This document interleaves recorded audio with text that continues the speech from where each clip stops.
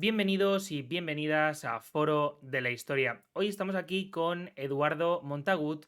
Hoy vamos a hablar acerca de un tema de historia, de memoria democrática. Vamos a hablar acerca de, bueno, pues lo que es historia de España y lo vamos a hacer hablando sobre la masonería en España y sobre historia de los masones. Lo vamos a hacer con Eduardo Montagut, que justo este año, bueno, pues ha escrito dos libros. Eso no está en mi libro de historia de la masonería y masonería en España. Eduardo es conocido, entre otras cosas, como articulista, porque bueno, pues escribe diariamente artículos bueno, pues en Nueva Tribuna, en El Obrero y en otros medios por los que además yo le conozco. Y bueno, pues también es activista por la memoria democrática. Además, él se licenció en historia en la licenciatura de Historia por la Universidad Autónoma de Madrid y es, aparte, profesor de secundaria desde el año 96, pues también doctor en Historia Moderna y Contemporánea por la Autónoma de Madrid. ¿Qué tal? ¿Cómo estás, Eduardo? Hola, muy bien, aquí andamos. La verdad Perfecto. es que tenía ganas ya de hablar contigo porque justo vi que estabas colaborando con Almuzara y es que, claro, es una de las editoriales con las que más colaboramos y cuando dijimos esto de la historia de la masonería, dije, bueno, pues oye, la verdad que es una cosa para mí interesante, la verdad que se ha tratado poco porque hay algunos... en formato podcast, por lo menos, hay algunos artículos, hay algunos documentales, alguna cosilla, pero no demasiado. Entonces, bueno, pues vamos a abrir este melón, lo vamos a abrir aquí en este podcast del Foro de la Historia, que somos expertos en hacer eso. Bueno, lo primero de todo me gustaría preguntarte cómo llegas a lo que es la masonería, porque claro, es un tema que yo viendo que tú has escrito mucho y habiendo leído muchos artículos tuyos sobre el movimiento obrero, sobre el sindicalismo e incluso sobre la propia historia del Partido Socialista, claro, me parecía un tema no completamente diferente, porque al final están relacionados, pero sí que un tema cuanto menos diferente a los anteriores del movimiento obrero.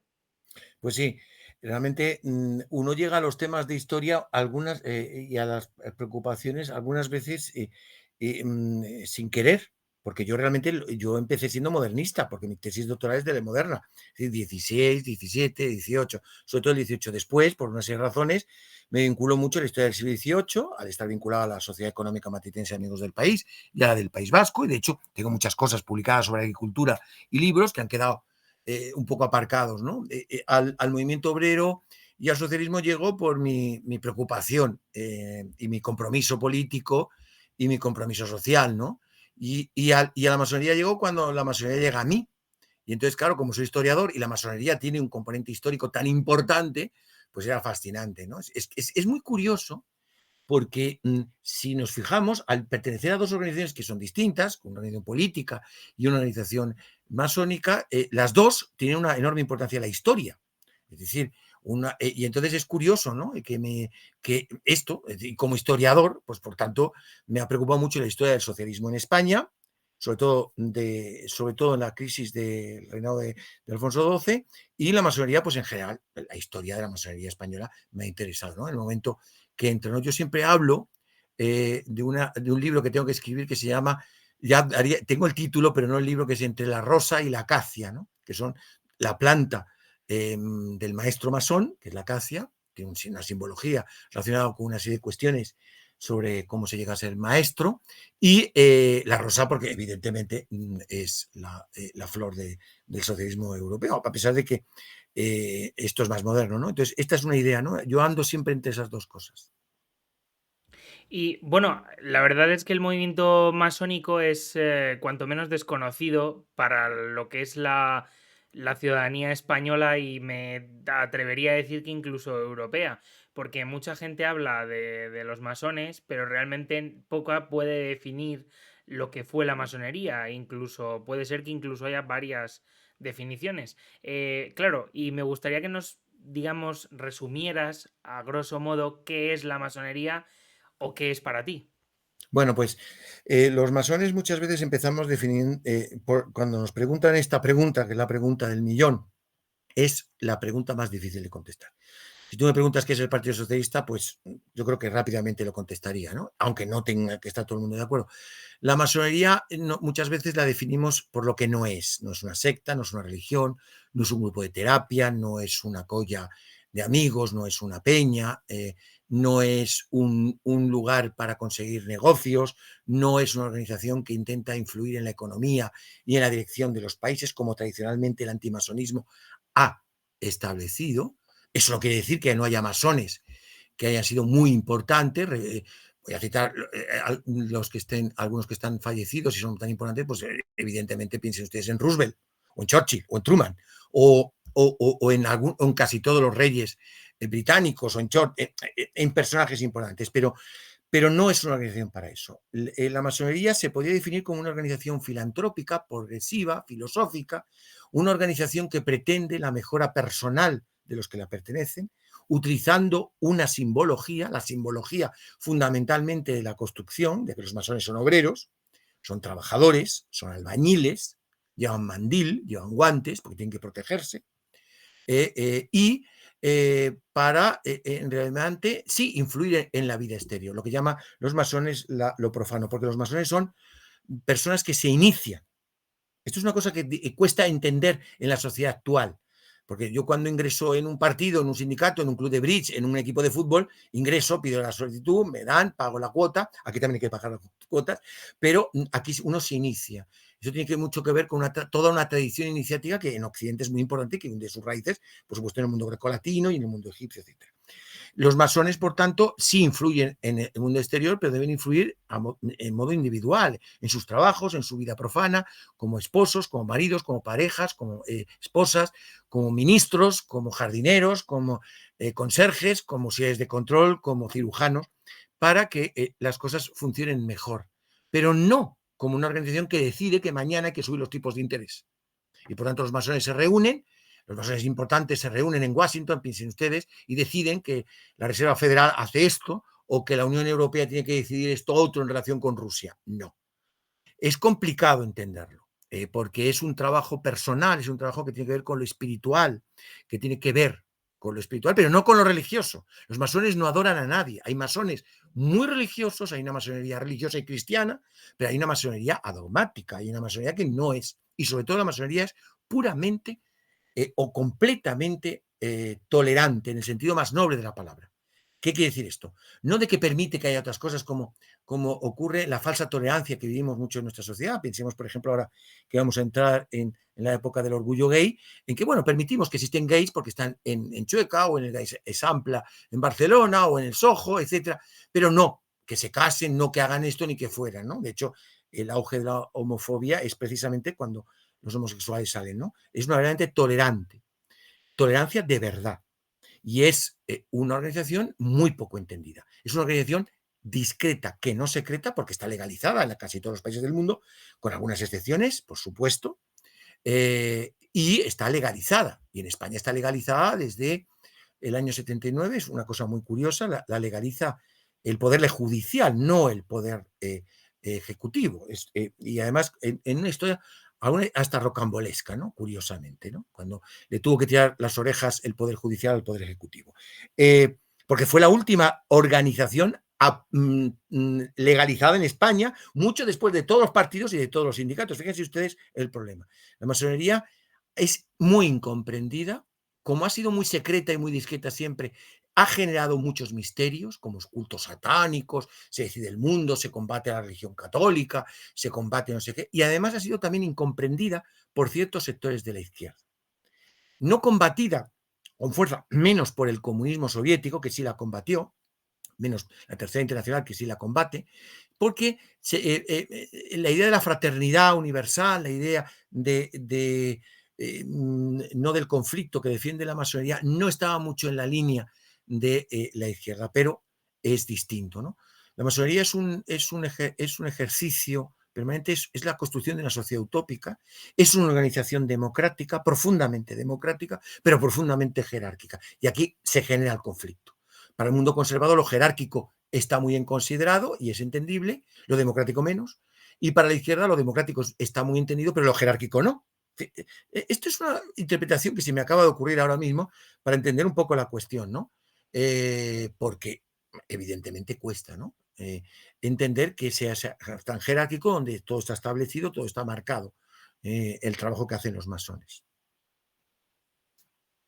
Un poco así. La verdad es que es interesante porque con esa definición que haces, digamos, tanto de la democratización como de la cuestión de la izquierda, se puede entender que dentro de esta masonería en España hemos tenido hasta militares, políticos y además de diferentes ámbitos, porque por ejemplo ciertos políticos de lo que es el espectro republicano y por supuesto también algunos socialistas han estado dentro de la masonería. Me Ujú. gustaría preguntarte un poco, digamos, en España, ¿cuál es el momento de auge de esa masonería y sobre todo qué personajes dentro de estos periodos de principios del siglo XX, que son los que, entre otras cosas, analizas en tu libro, eh, qué personajes, digamos, que estuvieron dentro de lo que son estas organizaciones masonas?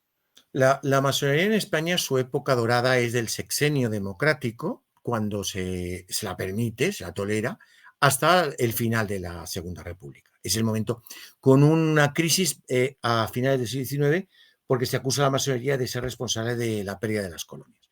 Es el momento, hay un momento previo también relativamente bueno, que es la época francesada. Hay una masonería afrancesada, una masonería francesa, en pugna, por cierto, porque la masonería francesa era una masonería bonapartista. Bonaparte utiliza la masonería para Napoleón y su hermano, pero sobre todo es del sexenio. La gran parte de los grandes políticos liberales fueron masones. El gran político liberal más importante que ha sido masón ha sido Sagasta, fue Prim, lo han sido casi todos los políticos del Partido Liberal, no digo casi todos, pero muchísimos eran masones, lo fueron. Tiene una lógica, tiene una cierta lógica en relación con lo que ocurre con sus congéneres en Europa, ¿no? Republicanos muchos, no todos, por ejemplo, digo Martínez Barrio, aunque Azaña ingresa, pero Azaña nunca le interesó, nunca, le pareció que no, aquello no era muy interesante.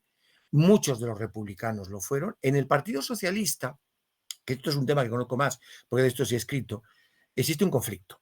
Y el conflicto es que al principio no se entiende nada. Se considera que cómo se van a sentar en una logia un duque, un infante, un obrero y un oficinista. ¿Qué es eso de la fraternidad universal? Claro, porque el socialismo era marxista, era una lucha de clase, solo atendía a la fraternidad de clase, ¿no? Entonces esto es impensable, ¿no? Hay una serie de debates en el socialista, todo esto, que es una cosa que a mí me gusta mucho, hay una preocupación. La propia masonería se interesa por la cuestión social, desde un acusado paternalismo, todo hay que decirlo, porque se cree que con la educación todo se puede arreglar. La masonería tiene una fe profunda en la educación, no entiende el conflicto de clases, no quiere que los obreros se lancen a las huelgas y a la revolución, pero también tira las orejas a los empresarios, diciendo, es que así no pueden vivir los trabajadores, ¿no? Y entonces se intenta tutelar a los obreros, etc. Las cosas cambian cuando llega el siglo XX, cuando el Partido Socialista... se nos olvidan los anarquistas. En cambio, anarquistas sí hay muchos, muchos masones, como Anselmo Lorenzo, como lo fue Bakunin, etc. Porque los anarquistas, a pesar de que no les gusta mucho lo que podemos entender, la organización, las estructuras, sí conectan mucho con la idea del libre pensamiento, sí conectan mucho con la liberación personal. Los anarquistas buscan la liberación de la persona, lo primero, y entonces ahí conectan rápidamente, conectan, es decir, el anarquismo conectó muy rápidamente con la... Es curioso, ¿no? Así como las estructuras pueden conectar más con las ideas del socialismo, en cambio los socialistas no entienden esa fraternidad y los anarquistas sí entienden más esa liberación personal. Y anarquistas importantes los hubo. Los hubo casi todos los librepensadores, casi todas las librepensadoras. Por cierto, el tema del librepensamiento, masonería de mujer, es un tema fascinante que podríamos estar horas, horas y horas hablando. Luego sí que nos podemos hablar de eso. Pero el socialismo va cambiando su perspectiva cuando el socialismo se abre a partir del siglo, fundamentalmente en la época coincidiendo con la conjunción republicano-socialista, a las clases medias, a los intelectuales. Entonces entran muchos masones que se hacen socialistas y evidentemente el gran masón socialista fue Fernando de los Ríos. Evidentemente son intelectuales, proceden de la pequeña o de la burguesía, son personas, hay masones obreros porque los hubo, hay logias en Asturias, por ejemplo, hay logias en Cataluña, Por cierto, también hay una vinculación de las logias y el nacionalismo catalán. Es que la masonería es fascinante. La masonería es producto de su sociedad. Hay un conflicto del nacionalismo, hay un conflicto obrero, hay un conflicto con la mujer. La masonería es protagonista en todos estos. No es la protagonista, pero es una de las protagonistas de todos estos conflictos y tradicionales. El socialismo español, ha habido muchos masones. De hecho, el último gran masón fue el propio secretario general que mantuvo el partido en el exilio, que fue Rodolfo Llopis, que llegó a los altos grados, y ha habido muchos, ¿no? Fundamentalmente fueron republicanos, liberales, anarquistas, comunistas, tuvieron problemas. Los comunistas que quisieron seguir siendo masones lo tuvieron complicado, hubo algunos, y algunos volvieron, como Anguiano, que hizo el camino de PSOE-PC, siendo masón, y luego se volvió, ¿no? Es interesante y es importante destacar esta idea que yo hago. La masonería está en todos los debates que se dan en la España desde 1868 a 1939. Debate social, debate político, debate colonial, debate militar. Militares hubo muchísimo. Debate militar, debate del feminismo y la emancipación, todo, y el debate del anticlericalismo, lógicamente, y la separación entre la Iglesia y el Estado. Es decir, que la masonería es muy importante, más importante de lo que se nos ha contado y menos importante de lo que se ha exagerado. Me explico. Es más importante porque está presente. Es una masonería de las más débiles de Occidente, siempre ha sido de las más débiles de Occidente, eso es verdad, hasta en comparación con Portugal, pero por tanto no ha organizado esas cosas que el antimasonismo. El antimasonismo español es muy importante. Realmente casi es más importante el antimasonismo español en el antimasonismo mundial que la masonería española con sus congéneres mundiales, en donde además tuvieron muchos conflictos. Pero es importante y está ahí. Y hay que saberla y hay que acercarse a ella con tranquilidad. Y no caer tampoco en la cuestión de que los masones, la masonería es maravillosa, la masonería está llena de contradicciones, de problemas que también entran en las logias. El famoso debate sobre si tiene que haber política en las logias o no. La masonería es un reflejo de nuestra sociedad y curiosamente la masonería actual española es un reflejo de la sociedad española, con sus problemas derivados de la dificultad que existe del debate y del debate sereno, ¿no? En la masonería estos problemas también se reproducen. Claro, muchas veces hablamos de los personajes masones y podemos, bueno, por lo menos los que has mencionado, coincidiremos en que todos son hombres. ¿Qué papel tuvo la mujer dentro de este movimiento masónico español, pues en este siglo XIX, siglo XX? Claro, la masonería femenina, bueno, esto es otro debate actual. Vamos a ver, para los que conozcan un poco la masonería, existen tres masonerías: la masonería masculina, la masonería femenina, la masonería mixta. Hay masones que solo quieren trabajar con hombres, hay mujeres que solo quieren trabajar con mujeres y hay masonería de hombres y mujeres. Y yo creo que debe ser respetadas las tres cuestiones. Porque mientras no exista, evidentemente, discriminación, debemos respetar la manera que tienen de trabajar cada organización. La masonería femenina surge a través de una cosa que se llama la masonería de adopción, que es una masonería masculina que tutela a las mujeres. Las mujeres son menores de edad, pero la masonería y el libre pensamiento van a conseguir sacarlas de esa minoría de edad, porque la mujer está controlada por la iglesia, la masonería tiene la función, etc. Otros masones dirán que de eso nada, que hasta que no se eduquen no puede entrar. Y hay una masonería muy, en ese aspecto, tutelada.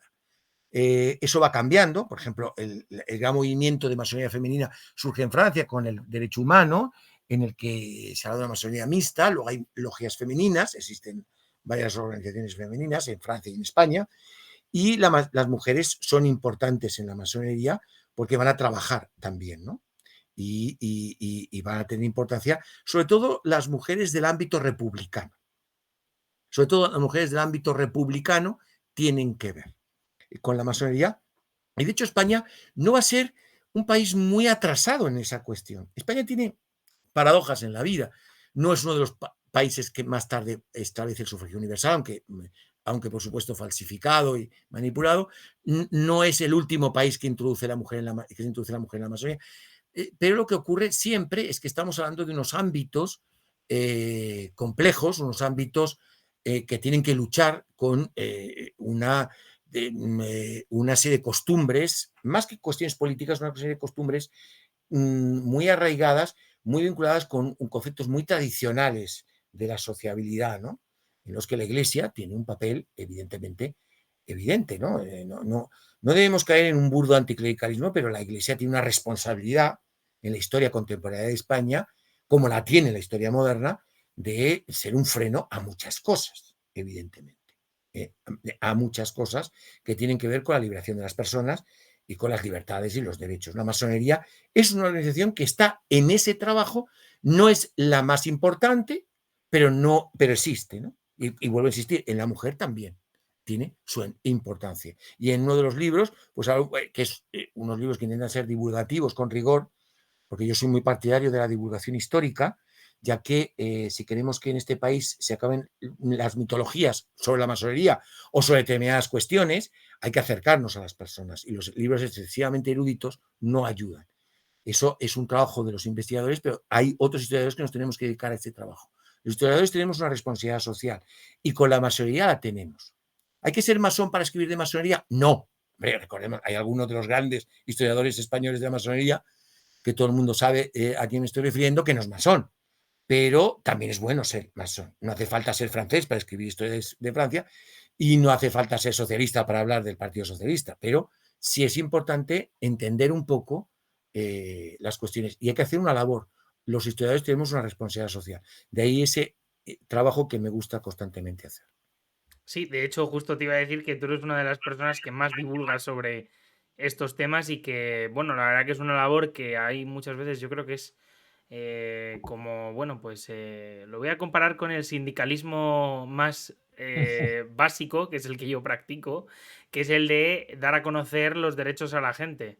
Y hay veces, y es poco agradecido, a eso es a lo que quería llegar, pero es muy gratificante y desde luego muy útil y que sin eso no existirían en grados superiores.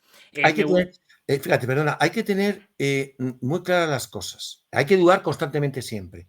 Los historiadores tenemos que dudar, las fuentes nos hacen cambiar, pero tenemos una responsabilidad.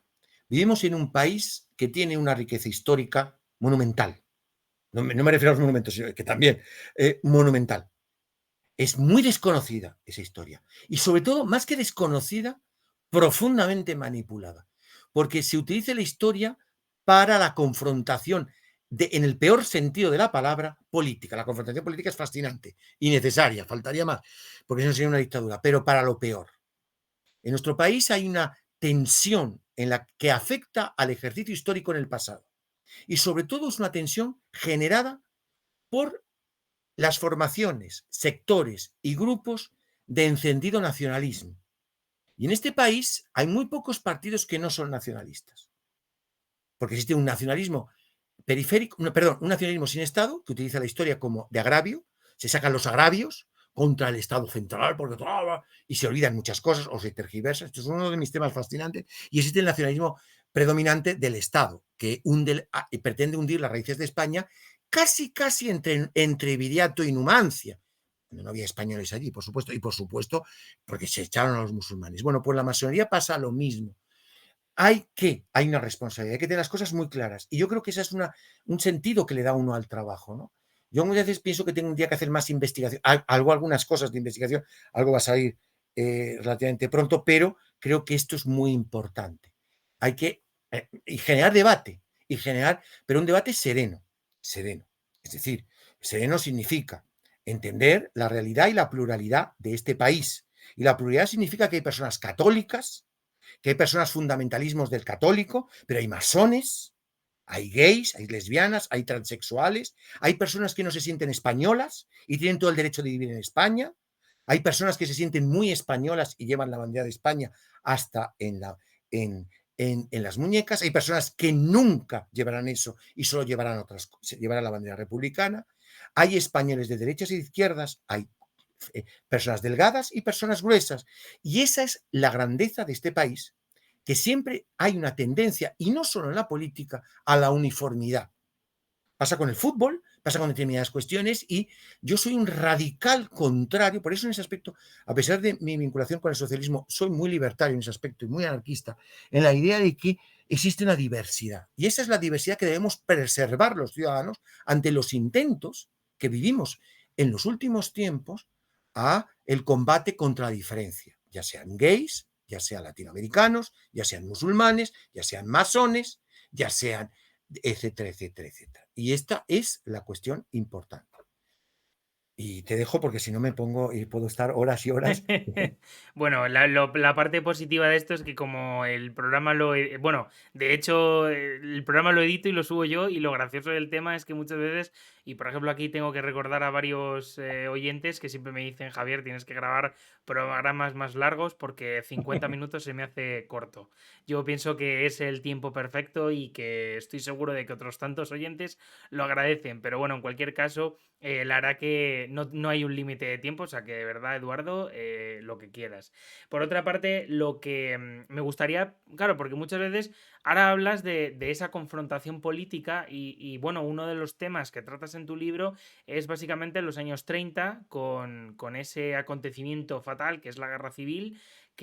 Bueno, pues también ve como enemigo de España a la masonería.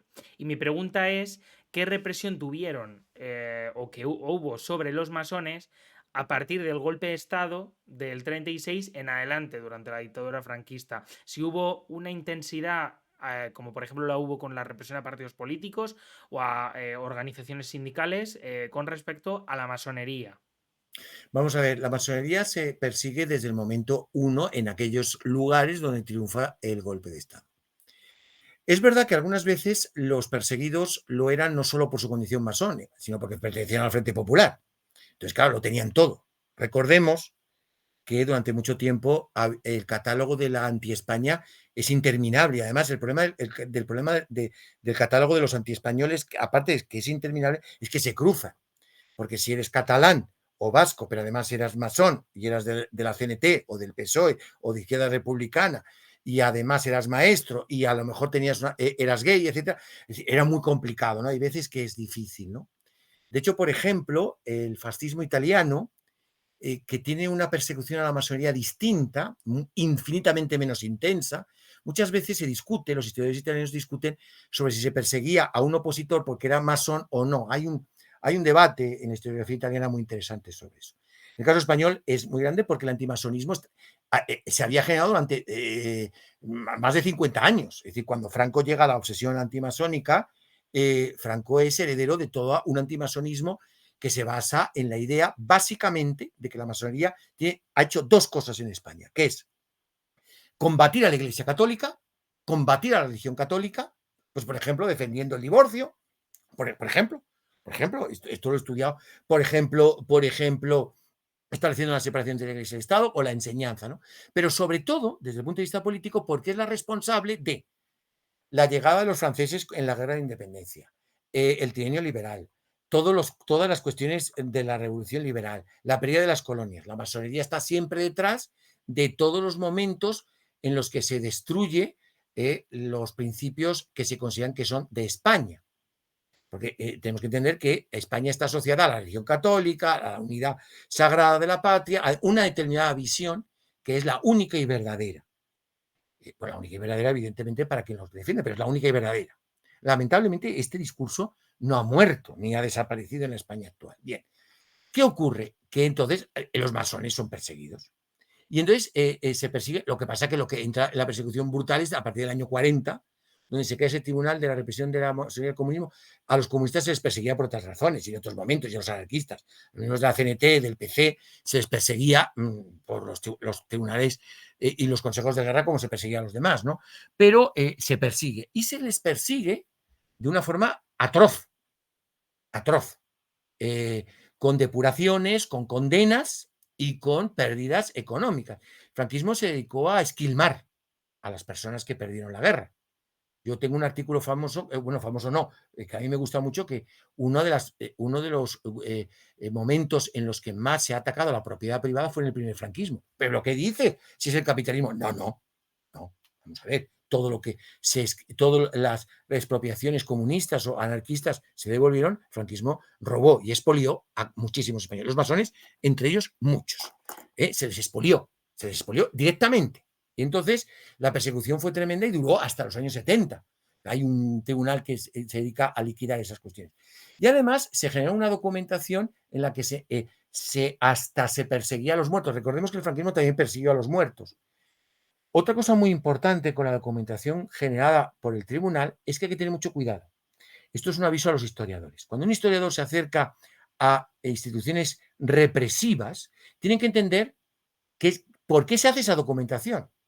No se trata de las memorias de una persona que habla de cuando yo era masón o cuando yo me enamoré de... No, está dedicada. Esto ocurre cuando los historiadores de la historia moderna lo saben cuando entran en los archivos de la Inquisición. Saben perfectamente que hay que tener mucho cuidado, ¿no?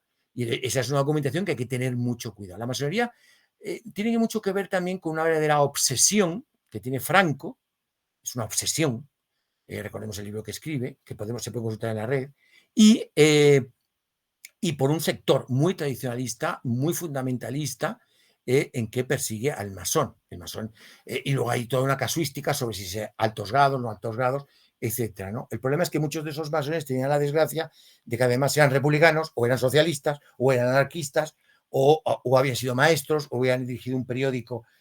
El problema es que, claro, tenían muchas cosas, ¿no? Es una obsesión. No existen muchos... Los nazis, que crean también unas exposiciones sobre cuestiones masónicas, como lo del arte degenerado.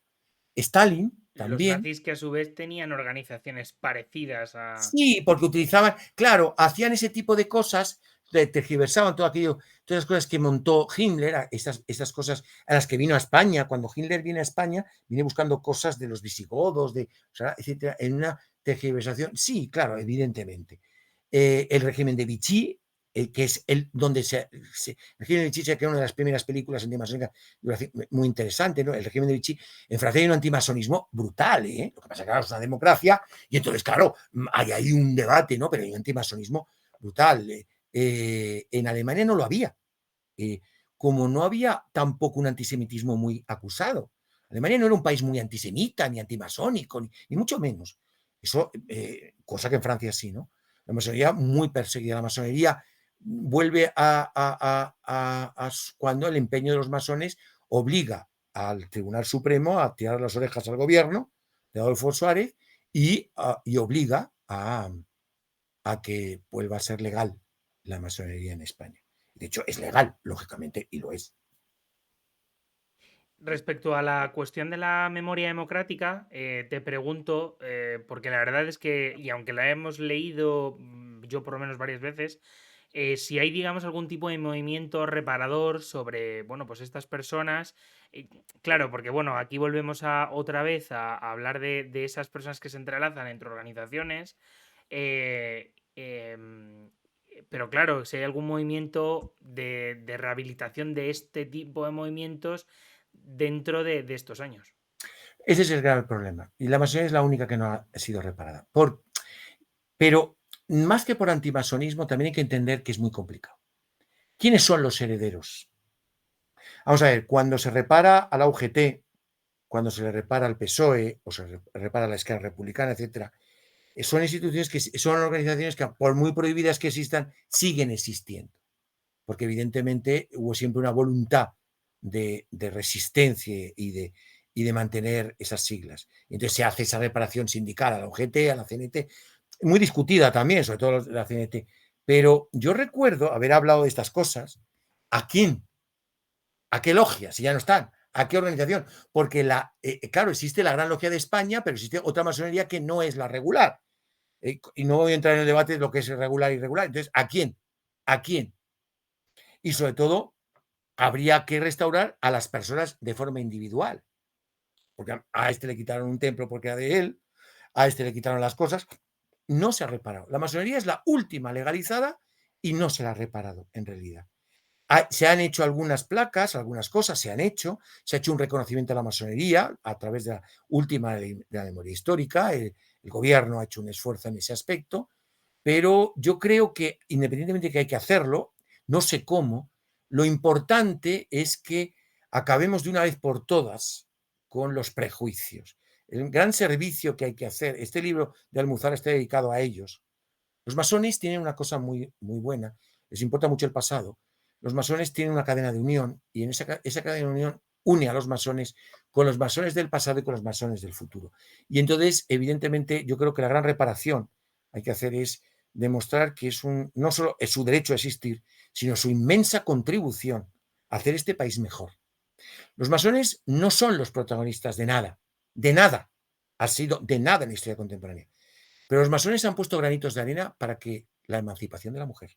Los masones han puesto su granito de arena para la preocupación social. Los masones han puesto su granito de arena por la educación laica, por la educación igual, por la coeducación. Los masones han luchado por porque España fuera un país donde se debatieran las cosas de una forma. No como se debate en masonería, el debate masónico no puede ser el mismo que existe fuera, pero sí puede influir. La masonería ha luchado por la fraternidad, por la igualdad, por hacer una España plural, una España mejor. Y eso es algo que la sociedad española debería agradecer a la masonería española. Como la sociedad española ha agradecido a las personas que dieron su vida, a las personas que se preocuparon porque hubiera unos gérmenes de estado del bienestar, porque hubiera libertades, porque hubiera este tipo de cuestiones. El problema de nuestro país es que existió un régimen político que se dedicó exclusivamente a destruir el pasado y a construir un pasado inexistente, como es el pasado de la Reconquista, como es el pasado imperial. Cuando periódicos importantes hablan de cuando ganamos a los ingleses en la batalla de no sé dónde, el Cabo de no sé cuánto, la primera pregunta, ¿estaba usted allí? ¿Eran españoles los del siglo XVI o eran castellanos? ¿O eran aragoneses? Yo qué sé, porque Aragón es más complicado, pero eran castellanos. Y además, ¿eso para qué sirve? ¿Y eso qué coste tuvo para los campesinos castellanos? Claro, porque los historiadores se preocupan de determinadas cosas y nos preocupamos de esas cosas, no nos damos cuenta después de otras, ¿no? Entonces, la masonería no ha sido, y eso no quiere decir que la masonería sea, vamos a utilizar una expresión vulgar, la pera limonera. La masonería española tiene defectos intensos y profundos que comparte con sus congéneres de fuera del mundo, en el mundo, y que algunos son exclusivamente españoles y que no vale seguir hablando, como algunos hermanos masones hacen, de porque en España hubo 40 años de dictadura. Los hubo. Pero no podemos achacar todos los problemas actuales de la masonería a eso. A mí no me gustan los endiosamientos. Cuando se mitifica la transición, la estamos tergiversando, pero tampoco la vamos a tirar por tierra, porque también hay que entender la realidad de la transición española en los años 70. No reivindiquemos a la masonería para convertirla en la que los masones son una élite que se reúnen en clubs sofisticados, como en Inglaterra, y ellos no. La masonería está llena de conflictos, de problemas, de cuestiones. Bueno, y fuera de España, hemos visto ahora, hay un conflicto ahora en la masonería cubana, por ejemplo, muy grande, ha habido conflictos en la monarquía venezolana. Claro, ustedes dirán que son regímenes comunistas, bueno, pues también los hay en otros lugares, ¿no? Pero es importante, ¿no? No ha sido reparada la masonería, no lo es. Además, la masonería es Pues, bastante pobre en España, ¿eh? pues la verdad te quería agradecer el hecho de que hubieras estado aquí, Eduardo, porque bueno, pues ha sido un programa muy interesante, sobre todo porque además hablas de un tema que es poco conocido de forma muy transversal, por lo tanto cumples esa función divulgativa que a diario haces, pero desde luego sintetizada en un libro. También recomendar, aparte de esto no estaba en mi libro La masonería, y el libro La historia de la masonería desde el siglo XIX hasta 1936, aparte de recomendar esos libros, que por cierto los dejaremos en la descripción del podcast, como siempre, pues también recomendar los artículos que has escrito, por si quieren ampliar un poquito más acerca de esa historia de la masonería. Y darte las gracias por, bueno, pues hablar aquí en este foro que yo siempre digo que es popular porque traemos a gente que habla de diferentes temas, pero casi siempre desde una óptica, digamos, muy, eh, no sé, digamos, bueno, pues que son gente de diferentes ámbitos, académicos, divulgativos, y que, pues bueno, yo me gustaría agradecerte el hecho de haber estado aquí y de haber compartido un ratito con nosotros. Por supuesto, y gracias a vosotros porque, y me ha gustado mucho eso que has dicho al final de la transversalidad. Sí, Compartimentos estancos en el mundo de las humanidades y las ciencias sociales no existen. Hay que tener cuidado, hay que saber por dónde se camina, pero no existen los compartimentos estancos. Pues en eso estamos, en intentar, digamos, divulgar una historia, porque al final, bueno, yo no soy académico, yo me saqué la carrera y aunque tengo un máster en historia contemporánea, lo que al final me acaba dando cuenta es que mi pasión es como tú, la divulgación, y bueno, pues en ello estamos. Así que nada, lo dicho, nos vemos el siguiente domingo. Muchísimas gracias por haber estado por aquí, Eduardo. Y nada, os dejaremos, ya digo, todos los links para que al que le interese pues pueda leer y pueda formarse sobre esta masonería. Muchísimas gracias y chao.